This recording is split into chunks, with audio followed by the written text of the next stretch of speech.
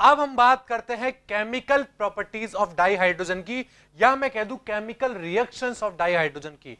बात क्लियर है? अब तक हमने क्या क्या पढ़ लिया है? हमने सबसे पहले हाइड्रोजन देखा, उसका इंट्रोडक्शन देखा, उसकी कुछ फिजिकल प्रॉपर्टीज, वो पीरियोडिक टेबल में कहां प्लेस करता है, ये सब कवर कर चुके हैं।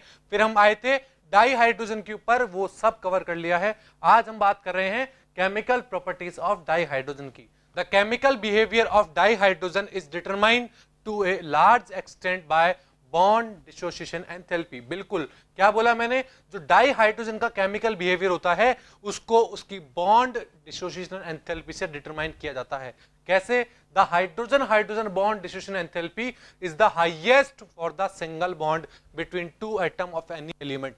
क्या बोला मैंने? जो हाइड्रोजन हाइड्रोजन के बीच में बॉन्ड एंथैल्पी होती है, बॉन्ड डिसोसिएशन एंथैल्पी होती है, वो पूरी पीरियोडिक टेबल में सभी एलिमेंट में सबसे ज्यादा होती है। दैट मींस इस बॉन्ड को तोड़ने के लिए सबसे ज्यादा अमाउंट में एनर्जी देनी पड़ती है। अब ऐसा क्यों? Because of this factor that the dissociation energy of dihydrogen into its atom is only 0.081%। इतनी ज्यादा डिसोसिएशन एनर्जी होने की वजह से वो केवल और केवल 0.081% ही अलग हो पाता है। कितने टेम्परेचर पर? 2000 केल्विन टेम्परेचर के ऊपर केवल और केवल 0.081% ही क्या होता है? ब्रेक डाउन हो पाता है, डिसोशिएट हो पाता है। बात क्लियर है? और अगर मैं टेम्परेचर इंक्रीज कर दूं, 5000 केल्विन टेम्परेचर कर देता हूं, तो वही डिसोसिएशन 95.5% पे चला जाता है। किस पे? 95.5% पे चला जाता है। बात क्लियर है? दैट मीन्स क्या हुआ? दैट मीन्स इसका मतलब ये हो गया कि it is relatively inert at room temperature due to high hydrogen hydrogen bond enthalpy. इसलिए हम क्या बोलते हैं कि हाइड्रोजन जो होता है हमारा, डाइहाइड्रोजन जो होता है, वो रूम टेम्परेचर के ऊपर क्या होता है? इनर्ट होता है। वो इतनी ज्यादा रिएक्शन नहीं देता है रूम टेम्परेचर के ऊपर। That means atomic hydrogen is produced at high temperature. अगर आपको एटॉमिक हाइड्रोजन बनाने हैं तो वो हाई टेम्परेचर भी बन सकते हैं। जैसे हमने देखा था कि जब हमने 5000 केल्विन टेम्परेचर दिया था तब भी मेरे दोनों हाइड्रोजन के मॉलिक्यूल अलग हुए थे। बात क्लियर है? Since it's orbital is incomplete with 1s1 electronic configuration. आप सभी को पता है कि हाइड्रोजन का ऑर्बिटल इनकम्प्लीट होता है, वो केवल 1s1 इलेक्ट्रॉनिक कॉन्फ़िगरेशन रखता है। तो इसी वजह से it does combine with almost all the elements. इसीलिए वो सभी एलिमेंट के साथ क्या करता है? कंबाइन हो जाता है और रिएक्शन दे देता है। बात क्लियर है? और कैसी रिएक्शन देगा? And it give reaction by loss of the one electron to give H+। एक इलेक्ट्रॉन लूज करके वो H+ में कन्वर्ट हो जाए। Second, gain of an electron to form H-, एक इलेक्ट्रॉन को गेन करके वो H- में कन्वर्ट हो जाए।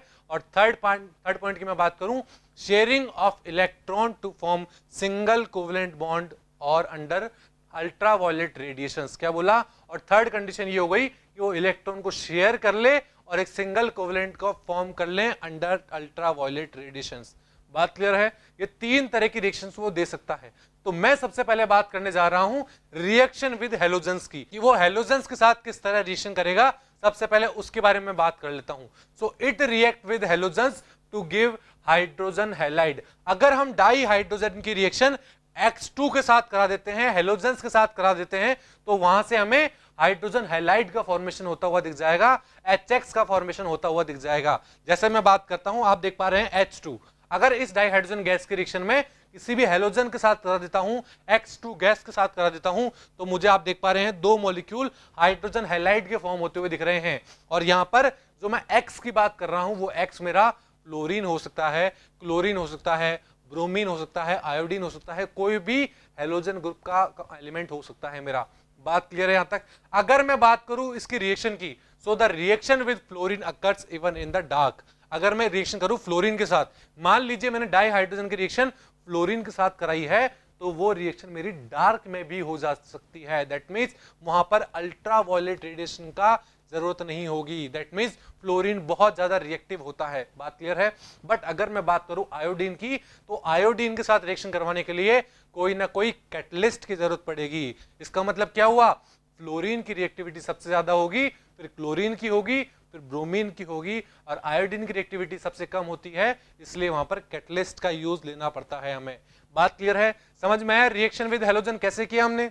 सेकंड में बात करता हूं रिएक्शन विद डाई ऑक्सीजन, कि वो डाई ऑक्सीजन के साथ किस तरह रिएक्ट करेगा हमारा डाई हाइड्रोजन। सो देखिए, it reacts with di oxygen to form water. क्या बोला है, अगर डाई हाइड्रोजन की रिएक्शन आप डाई ऑक्सीजन के साथ करा दोगे तो वहां वाटर का फॉर्मेशन हो जाएगा। किसका, वाटर का फॉर्मेशन हो जाएगा। और ये जो रिएक्शन होगी हमारी रिएक्शन विद डाई ऑक्सीजन, ये हमारी हाईली एक्सोथर्मिक रिएक्शन होगी। दैट मींस बहुत अमाउंट में वहां से एनर्जी बाहर निकलेगी। अगर किसी सिस्टम से एनर्जी बाहर निकल रही होती है तो हम बोलते हैं वो रिएक्शन एक्सोथर्मिक रिएक्शन है। अगर किसी रिएक्शन में आपको एनर्जी देनी पड़ती है, हीट देनी पड़ती है, तो वो रिएक्शन कहलाती है हमारी एंडोथर्मिक रिएक्शन। बात क्लियर है, समझ में आया? तो देखिए मैंने क्या बोला, ये रिएक्शन होगी हमारी एक्सोथर्मिक रिएक्शन। फॉर एग्जांपल मैं बात करता हूं 2H2 मॉलिक्यूल की रिएक्शन, दैट मींस दो मॉलिक्यूल डाई हाइड्रोजन की रिएक्शन अगर मैं एक मॉलिक्यूल वाटर O2 के साथ कराता हूं, डाई ऑक्सीजन के साथ कराता हूं, तो मुझे दो मॉलिक्यूल वाटर के फॉर्म होते हुए दिख जाएंगे और बहुत अमाउंट में एनर्जी भी बाहर निकलती हुई दिख रही है, -285.9 किलो जूल पर मोल। दैट मींस इतने अमाउंट में एनर्जी वहां से क्या हो रही है, बाहर निकल रही है। तो ये रिएक्शन एक्सोथर्मिक रिएक्शन भी होगी मेरी। बात क्लियर है, समझ में आया? रिएक्शन विद डाई ऑक्सीजन कैसे हुआ। इसी तरह मैं बात करता हूं रिएक्शन विद डाई नाइट्रोजन, कि डाई नाइट्रोजन के साथ किस तरह रिएक्शन करेगा हमारा die hydrogen. So with die nitrogen it form ammonia. अगर डाई हाइड्रोजन की रिएक्शन आपने डाई नाइट्रोजन के साथ करा दी तो वहां पर अमोनिया का फॉर्मेशन होता हुआ दिख जाएगा।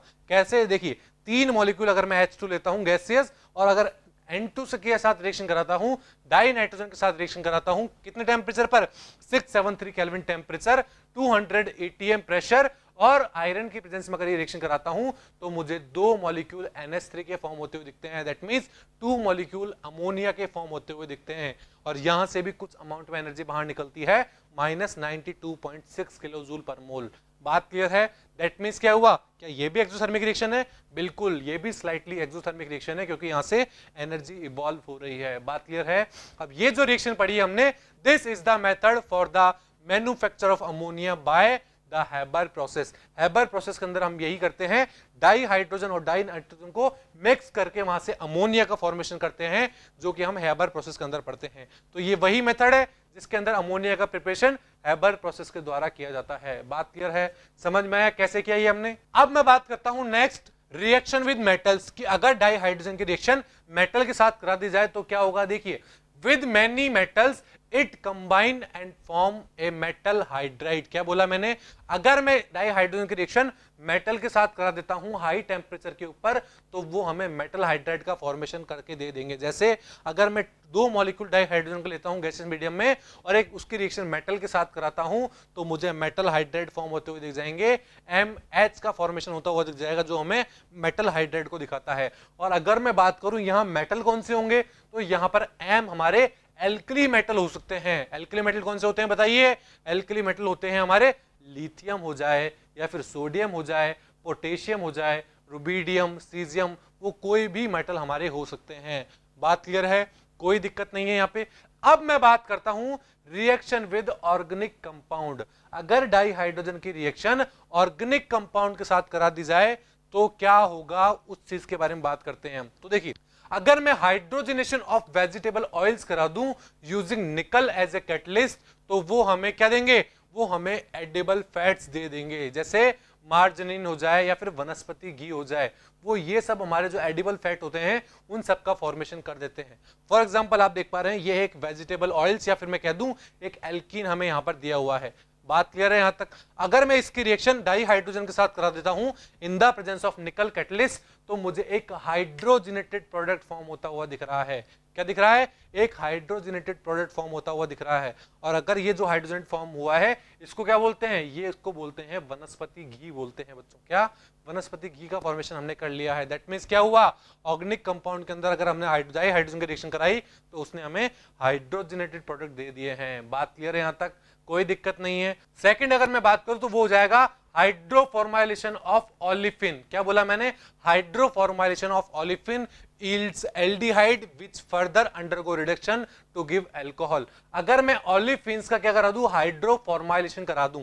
हाइड्रोफॉर्माइलेशन क्या होता है बताइए? हाइड्रोफॉर्माइलेशन से का मतलब हो गया कि किसी भी एल्कीन की रिएक्शन डाई हाइड्रोजन और कार्बन मोनोऑक्साइड के साथ अगर करा दें तो वहां से हमें एल्डिहाइड का फॉर्मेशन होता हुआ दिख जाएगा। कैसे, देखिए मान लीजिए मेरा ये हो गया डाई हाइड्रोजन का मॉलिक्यूल, उसकी रिएक्शन अगर मैं कार्बन मोनोऑक्साइड के साथ एक ऑलिफिन के साथ करा दूं, एक एल्कीन के साथ करा दूं, किसके साथ, एक एल्कीन के साथ करा दूं, तो मुझे ये एल्डिहाइड फॉर्म होता हुआ दिख जाएगा, RCH2CH2COH या फिर CHO, एक ही बात है, ये एक एल्डिहाइड का फॉर्मेशन होता हुआ दिख जाएगा। बात क्लियर है। और इस एल्डिहाइड की रिएक्शन अगर मैं वापस डाइहाइड्रोजन के साथ करा देता हूं, देखिए उसी एल्डिहाइड की रिएक्शन अगर मैं वापस H2 के साथ करा देता हूं तो मुझे एल्कोहल फॉर्म होता हुआ दिख जाएगा, RCH2CH2CH2OH। बात क्लियर है। दैट मींस क्या हुआ, इसका मतलब ये हो गया ऑलिफिन का जब हम हाइड्रोफॉर्माइलेशन कराते हैं तो पहले एल्डिहाइड फॉर्म होता है, और एल्डिहाइड की अगर वापस डाइहाइड्रोजन के साथ रिएक्शन करा देंगे तो वहां पर हमें एल्कोहल का फॉर्मेशन होता हुआ दिख जाएगा। बात क्लियर है। तो ये सब थी हमारी केमिकल रिएक्शंस ऑफ डाइहाइड्रोजन, कि किस तरह डाइहाइड्रोजन का यूज हम करते हैं केमिकल रिएक्शंस में, मतलब रिएक्शंस के अंदर कैसे डाइहाइड्रोजन का यूज किया जाता है। बात क्लियर है। अब मैं बात करता हूं कुछ यूजेस ऑफ डाइहाइड्रोजन के, कि डाइहाइड्रोजन को हम हमारे डे टू डे लाइफ में और इनमें कहां यूज में लेते हैं। The largest use of dihydrogen is in the synthesis of ammonia which is used in the manufacture of nitric acid and nitrogenous fertilizer। क्या बोला, सबसे बड़ा डाइहाइड्रोजन का यूज क्या है, कि वो अमोनिया के सिंथेसिस के अंदर क्या होता है, यूज होता है। और अगर अमोनिया के सिंथेसिस के अंदर यूज हो रहा है तो वही अमोनिया आगे चलकर नाइट्रिक एसिड का फॉर्मेशन करता है, नाइट्रोजनस फर्टिलाइजर का फॉर्मेशन करता है। इसलिए सबसे बड़ा यूज हो गया कि डाइहाइड्रोजन हमारा अमोनिया का फॉर्मेशन कर रहा है। बात क्लियर है। सेकेंड यूज की मैं बात करता हूं, dihydrogen is used in the manufacture of vanaspati fat by the hydrogenation of poly unsaturated vegetable oils. Second use ये हो गया कि डाइहाइड्रोजन ने हमें वनस्पति फैट दिए थे, जैसे वनस्पति घी, इनका फॉर्मेशन किया था कहां से, वेजिटेबल ऑयल से हमको वनस्पति फैट का फॉर्मेशन दिया था। बात क्लियर है यहां तक। थर्ड यूज की मैं बात करता हूं, it is used in the manufacture of bulk organic chemicals. Bulk of organic chemicals के मैन्युफैक्चर के लिए भी डाइहाइड्रोजन का यूज किया जाता है। जैसे पर्टिकुलरली मैं बात करूं तो मिथेनॉल हो गया, हमने पढ़ा था कि जो हमारा कार्बन मोनोऑक्साइड है उसकी रिएक्शन अगर H2 के साथ करा देते हैं तो हमें क्या मिलेगा, हमें मिथेनॉल का फॉर्मेशन होता हुआ दिख जाएगा। और ये रिएक्शन किसके प्रेजेंस में होगी, कोबाल्ट के प्रेजेंस में ये रिएक्शन हो जाएगी। बात क्लियर है, समझ में आया थर्ड यूज इसका। फोर्थ यूज की मैं बात करता हूं, it is widely used for the manufacture of metal hydride. Metal hydride की मैन्युफैक्चर के अंदर भी किसका यूज किया जाता है, उसके अंदर भी हम यूज करते हैं डाइहाइड्रोजन का। बात क्लियर है। इसी तरह फिफ्थ यूज की मैं बात करता हूं तो वो हो जाएगा atomic hydrogen and oxy hydrogen torches use for cutting and welding purposes. जो हमारा एटॉमिक हाइड्रोजन होता है या मैं कह दूं ऑक्सी हाइड्रोजन टॉर्चेस होती है, उनका यूज किया जाता है कटिंग और वेल्डिंग पर्पस के लिए भी किया जाता है। बात क्लियर है यहां तक। अगर मैं सिक्स्थ की बात करता हूं तो सिक्स्थ यूज हो जाएगा हमारा, it is used as a rocket fuel in the space research. Space research के अंदर जो रॉकेट्स होते हैं उसके अंदर रॉकेट फ्यूल की तरह भी यूज किया जाता है डाइहाइड्रोजन को। बात क्लियर है, कोई दिक्कत नहीं है यहां तक। 7 देखिए, मैं बात करता हूं dihydrogen is used in fuel cells for generating electrical energy. जो डाइहाइड्रोजन होता है उसको फ्यूल सेल्स के रूप में भी यूज किया जाता है फॉर जनरेटिंग इलेक्ट्रिकल एनर्जी। बात क्लियर है। तो ये सब थे हमारे डाइहाइड्रोजन के यूज। आई होप आपको ये केमिकल रिएक्शंस और डाइहाइड्रोजन के यूज समझ में आए होंगे। Thank you.